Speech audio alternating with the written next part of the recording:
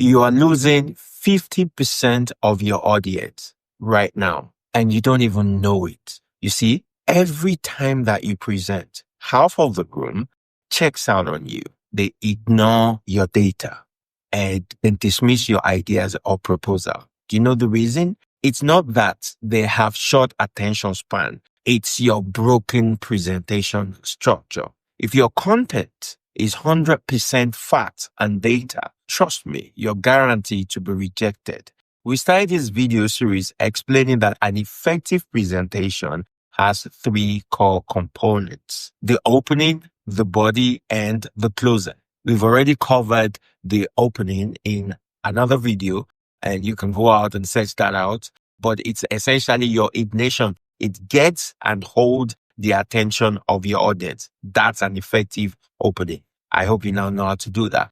Today, we want to cover the presentation body. That's what we're focusing on today, which is where you actually serve the meat and potatoes of your presentation, where you present the core ideas and the main reason why your audience came to you in the first place. Now, here's the core lesson of this video, the 50-50 rule. My job is to give you a delivery system that doesn't rely on luck. It relies on science. In the 1960s, Nobel Laureate Roger Sperry confirmed that the human brain is divided into 2 main parts. The left hemisphere, which focuses on logic, on data, on calculation, on linear thinking, and facts, one part of the brain. The right hemisphere focuses on stories, on codes, imagination, and empathy. Now, many technical experts, for example, like accountants, engineers, and scientists, had to develop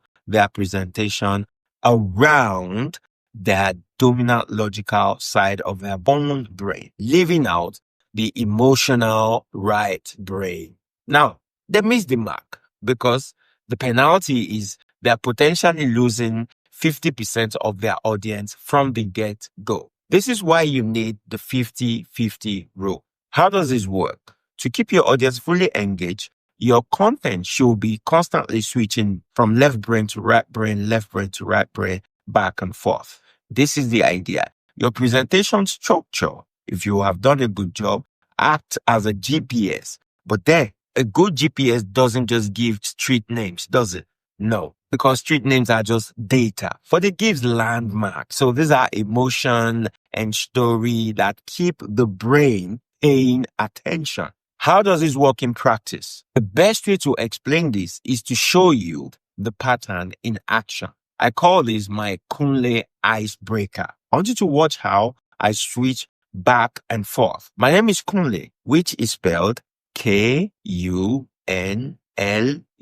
People mix that up all the time. Some people call me Kool-Aid, K.U.N.L.E, K.U.N.L.E. So I spell it out for them, and this is what I'll do for you today. K stands for K's Chicken, which was a fast food company that I formed in 2007. We started with myself, 1 outlet, 1 employee. And within a period of about 36 months, we were operating in 5 outlets. We had 40 plus employees. And I thought, wow, this is amazing. We could become the African McDonald's. So I decided, let's go and study for an MBA in franchising so that I can get going with the program. So off I went to study for an MBA in franchising. Now, that is logic. U for U-turn. When I was studying for my MBA, I got a phone call that my dad was sick. And the next morning, before I could get myself together, I got another phone call. My dad had passed. And among many other things, it was a very sad experience for me. And my dad had always told me, I recall, that he wanted to start a small company when he retired. He wanted to have 10 to 15 employees. When he was a building contractor, he always had lots of projects and lots of people. But he never got to that because he passed before his retirement age. So he couldn't get to live his dream.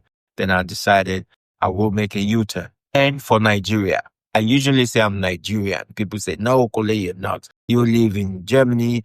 Your sister lives in Canada. You have another sister who lives in the UK. Your brother is in Canada, and so on and so forth. 5 of you all over the world. You're literally not Nigerian. I said, okay, guilty as charged. L for life skilling. You remember I mentioned that I made a U-turn. Here is how it happened. When I was studying for my MBA, I met a gentleman from China who said openly, I'd like you to teach me English. I said, wow, I'm not an English teacher, but I can teach you some skills. Well, we'll use English to do that learning, but I'll teach you some things that is going to transform your life. And for a period of 8 months, I coached this gentleman. We worked together, and then he goes back to China and starts to work and put the things that he had learned into practice, and things just took off for him. One day, he sends me a text. He says, K.U.N.L.E, I have met a lot of people. You are the only one who changed my life. I would never forget you. When I read that, it touched my heart because up until that time, we sold lots and truckloads of chicken. Nobody ever said to me, K.U.N.L.E, your chicken changed my life. I would never forget you. So from then on, I decided, okay, I am going to start changing lives on purpose rather than changing the destinies of chicken. And that's how I made my U-turn. And E for excited. I am so excited for the privilege of getting to meet people and serving people like you every day.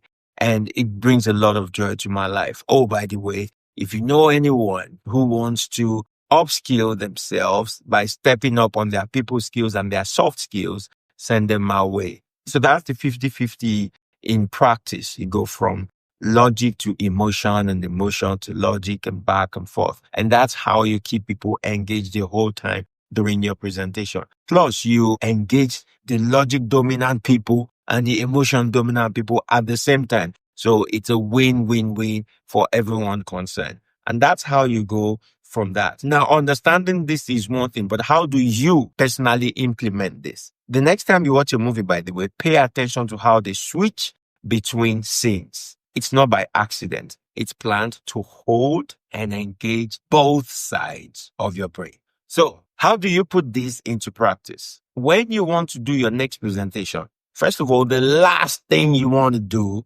is firing up your PowerPoint. If the first thing you do is to fire up your PowerPoint and your slide decks, it limits the amount of creativity you can put into your work. It's the biggest error that most people make when they're trying to deliver a presentation. A presentation is a vehicle that is used to transport your information from point A to point B.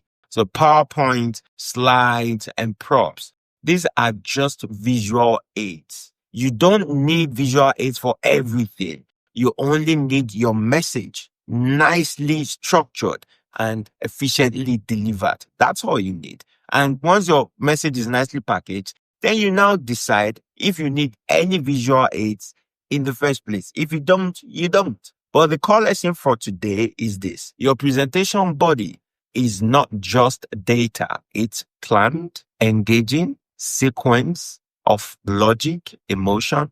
So for your next presentation, you first prepare your script and then you ensure to include that 50-50 logical, emotional balance. That's what you want to do. Follow that pattern and your audience will keep their hearts and their eyes locked on you and your message. And the way you do this is once you've scripted the material, you have a subtitle for that. You don't necessarily have to call it a subtitle.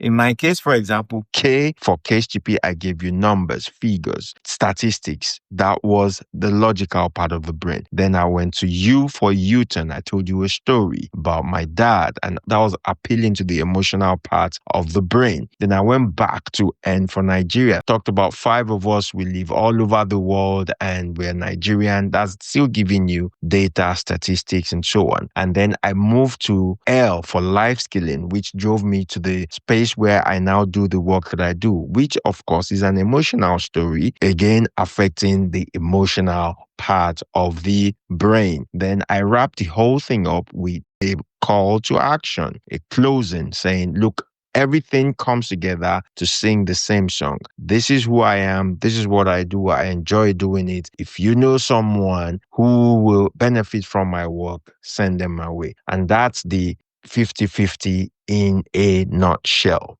The main idea is have a subtitle. The information could be logical or emotional. You have another subtitle, logical or emotional. You keep repeating that cycle until you come to the end of your presentation. That's how it works. So once you finish your script, you take chunks of them out, and under each chunk, you have the main idea that you want to pass across, and start thinking, what kind of visual aids do you need?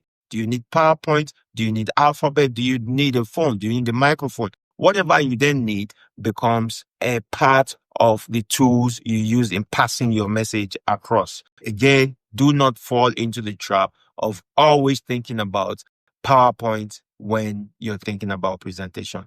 So far in the series, we've looked at the opening, and now today we've looked at the 50-50, how you can have a presentation body that engages. If you've forgotten about how to open a presentation, go to this video and you find the presentation opening. So we'll focus on the presentation closing in the next video. Oh, by the way, if you want to put the 50-50 rule into action and you're fortunate enough to be in Berlin, then I'll invite you to join the Berlin Presentation Lab. It's a bi-weekly meetup which includes short, high-impact lectures where professionals get to practice real presentations, they get expert feedback, and they get to build authentic stage confidence. Your first session is free. Click the link below to join the meetup group for the Berlin Presentation Lab. See you soon. Until then, present with passion and keep your flag flying.